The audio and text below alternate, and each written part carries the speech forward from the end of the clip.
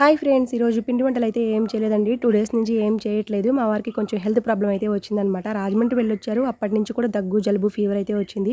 So, ఇప్పుడైతే ఏం పిండి వంటలైతే ఏం చేయలేదు. ఆర్డర్స్ ఇచ్చిన వాళ్ళందరూ కూడా క్యూర్ అయిన తర్వాతే చేయమని చెప్పారనమాట.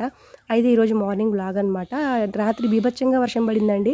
నెక్స్ట్ డే ఎండ విపరీతంగా ఉందనమాట. చింతపండు అంతా కూడా ఎండలో పెట్టేశాను. ఈరోజు కొంచెం స్పెషల్‌గా రాగి ఇడ్లీ చేశానండి. మా పిల్లలు 2 డేస్ నుంచి అడుగుతున్నారు. సర్లే అని చెప్పేసి వాళ్ళ కోసం టైం కేటాయించుకొని రాగి ఇడ్లీ చేస్తే చివరికి వాళ్ళకి నచ్చలేదండి.